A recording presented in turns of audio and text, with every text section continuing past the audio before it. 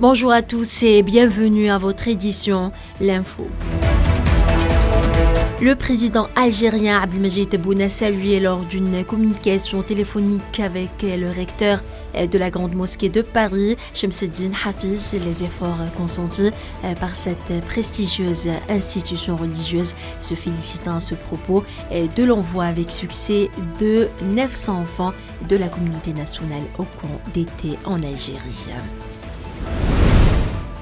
Le Premier ministre algérien Imam Ben Abdelrahman, qui représente le président algérien Abdelmadjid Tebboune aux travaux du sommet Russie-Afrique et de son forum économique et humanitaire à Saint-Pétersbourg, a assisté jeudi soir à une réception offerte en l'honneur des chefs des délégations participantes. Avant le début de la réception, le président russe a salué le Premier ministre algérien qui était parmi les chefs des délégations des pays africains participant dans des chefs d'État et de gouvernement. Par ailleurs, le Premier ministre algérien Imam Ben Abdelrahman s'est entretenu jeudi avec le vice-président du Conseil de souveraineté et de transition de la République du Soudan, Malik Agar, en marge de sa participation. La rencontre a été l'occasion d'évoquer les relations fraternelles qui lient les deux pays et d'échanger les vues autour des efforts visant à surmonter la crise que connaît le Soudan. Le président russe Vladimir Poutine a affirmé hier jeudi à Saint-Pétersbourg lors des travaux du deuxième sommet Russie-Afrique et de son forum économique et humanitaire que cet événement donnera une nouvelle impulsion au partenariat entre les deux parties et permettra de lancer des projets dans de vastes domaines.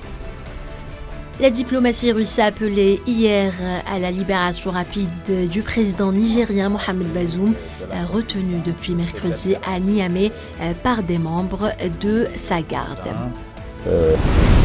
Les opérations humanitaires de l'ONU au Niger sont suspendues en raison de la situation actuelle dans le pays qui fait déjà face à une situation humanitaire complexe, a annoncé le porte-parole du secrétaire général de l'ONU, Stéphane Dujarric.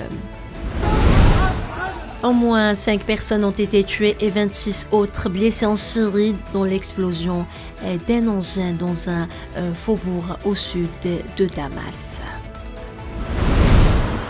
Le secrétariat général de la Ligue arabe a remis une copie de sa plaidoirie devant la Cour internationale de justice à son siège à La Haye dans le cadre de l'émission d'un avis juridique consultatif sur la nature de l'occupation sioniste dans les territoires palestiniens, ses effets et ses conséquences juridiques. 1700 colons sionistes ont pris d'assaut hier la mosquée Al-Aqsa, Al-Quds Est occupée, au moment où la police d'occupation a imposé des restrictions à l'entrée des fidèles musulmans, rapportent des médias. L'armée burkinabé a annoncé avoir neutralisé 19 terroristes en réaction à une attaque terroriste perpétrée dans l'est du pays. Près de 900 migrants tentent de rallier clandestinement l'Europe sont morts noyés au large de la Tunisie au cours des 6 premiers mois de l'année, a indiqué le porte-parole de la garde nationale tunisienne, Houssam Eddine Djebabli. Voilà, c'est la fin de ce flash. Merci de l'avoir suivi.